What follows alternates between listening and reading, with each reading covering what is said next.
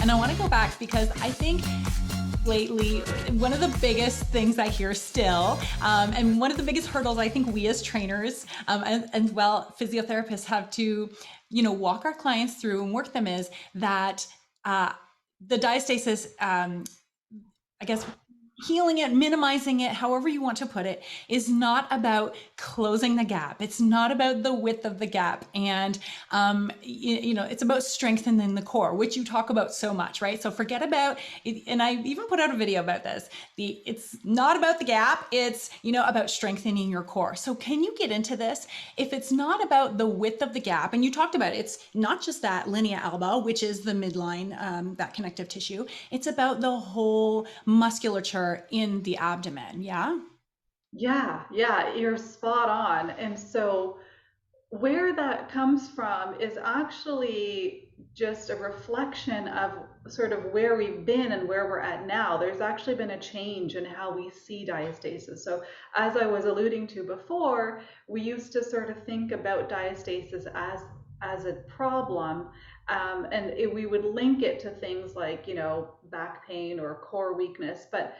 And so in kind of looking at the linea alba, a widened linea alba as an issue, what we used to do was sort of go at it in more of a protective way. We would kind of use strategies to sort of protect the linea alba so we can help heal it. Mm. We would say, let's not do certain movements, let's not move in certain ways, let's not exercise and using certain exercises, because we want to make sure that the tissue here is given a chance to heal. And so there was that was sort of our initial conceptualization of it, but it then evolved, and then there was this change in how we saw it, from being something that just needs to be protected all the time and wear an abdominal support and all 24/7 and move in a very limited restrictive way. And then it changed to, okay, we can do some stuff now for your core. We can do some exercises for the inner core, like the transverse abdominis and the pelvic floor. So we actually are kind of in that right now. We're kind of there where we've acknowledged, okay, maybe the restrictions were actually holding a lot of people back in seeing the gains in strength and just also the physical aesthetic changes. Maybe we were holding them back from even achieving it from what we were telling them to do or not to do. And so there's been a shift where now we're encouraging using some pelvic floor muscles and strengthening the inner core. And that is sort of, it could be taken too far as well, because that could be something that we do and only do. And if we really only look at the TA and the pelvic floor and the inner core muscles, again, we may be limiting the progress that we're making, considering the entire abdomen was stretched out.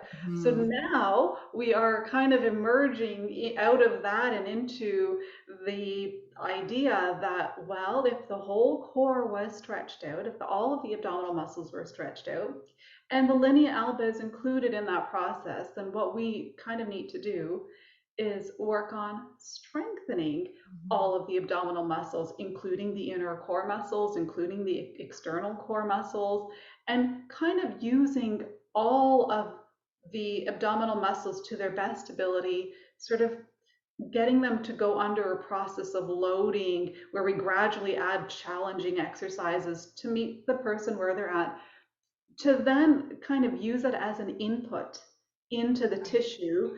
And as that tissue is under stress, then it can begin to adapt and remodel and begin to thicken up, and the muscles can begin to hypertrophy. And then that can lead to changes in things like just the tone, the definition of the abdominal muscles, but also a change in the linea alba. Mm-hmm. So we used to go at, okay, let's work on stuff to reduce the gap. Let's look at the linea alba. What can we do for that? Right.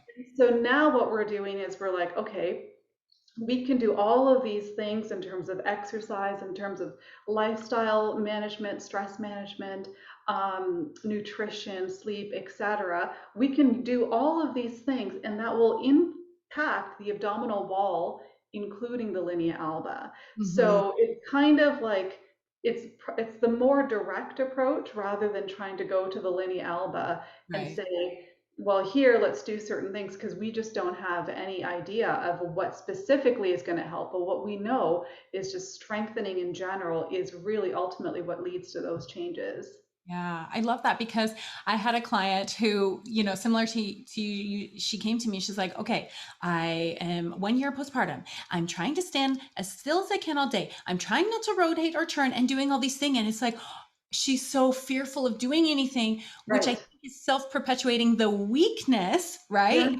Because she's not moving her core and functioning how she should. Like think about like just moving and giving your kid a bottle or a pacifier in the car, like these kind of very simple movements. And so, one of my clients, I just think about her right now, Mary. And we're on our 10th week together. And she has prolapse and she has diastasis. But in 10 weeks, she's like, oh my gosh, we are working on boat pose and Yeah. crunches or the back lifts, right? And she's like, I never would have thought I could be doing this. So trying to get her back to doing those exercises. So yeah, you're Beautiful. so right. Which leads me to just closing here. Can you tell us the free offer that you have for moms? And I believe it has something to do with these top things you might be doing if you're not progressing in your diastasis. Yes, exactly. So it's the top 10 reasons why your diastasis may not be getting better and what to do about it. Right. And so it's a free guide where I go through some of the common roadblocks that people experience and some of the reasons why they hit a plateau.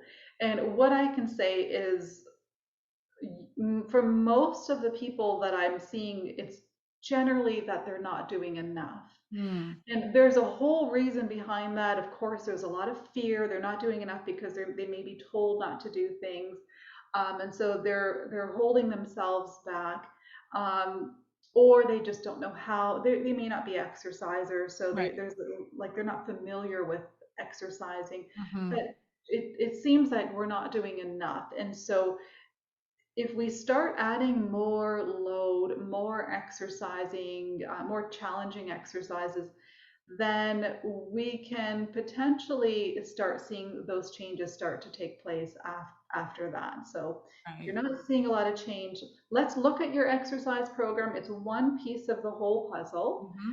but it is an important piece of that conservative management. So let's see if you're actually progressing yourself or if you're just doing heel slides and bridges and clamshells. Right. Okay. And I'll put the link down in the description box so everybody can click and get that for free. Perfect. Can you tell us where to find you? I'm going to have your Instagram here, but tell us what courses you have to offer fitness professionals like myself, as well as moms. Oh, okay, amazing. Yeah, so I definitely work with moms with diastasis, and I definitely do help professionals understand the condition and try to help them through it as well. So if you are a fitness or a rehab professional, I do have a full course on diastasis that pretty much gives you kind of the A to Z about the condition. And a lot of the uncertainty around exercise and what you can do and what you shouldn't do, and there's a lot of that even within the professionals Mhm. themselves. So what my course does is it kind of debunks it all and gives you a lot of the research behind it and just explains it in a very simplistic way and gives you an example of how to do exercises with your clients, like a progression. So that way you kind of have it laid out for you and you can take it from there, and you won't have as much fear and bring that to the table. Right. You'll bring more empowerment. And then if you are a mom that has diastasis and you're just kind of looking for ways to progress your core, that's what I created the program for moms.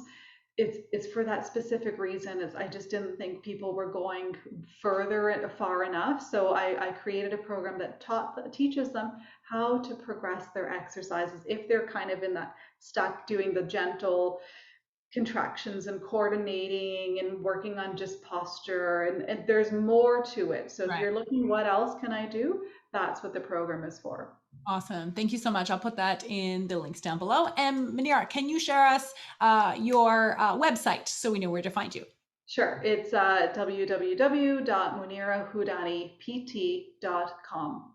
Awesome. Thank you so much for helping us to distill that research and getting what is really going on and what we need to be continuing to do. So thank you so much for all you do for us, fitness professionals, as well as moms out there. It's my pleasure. Thank you for having me. Thank you. Bye.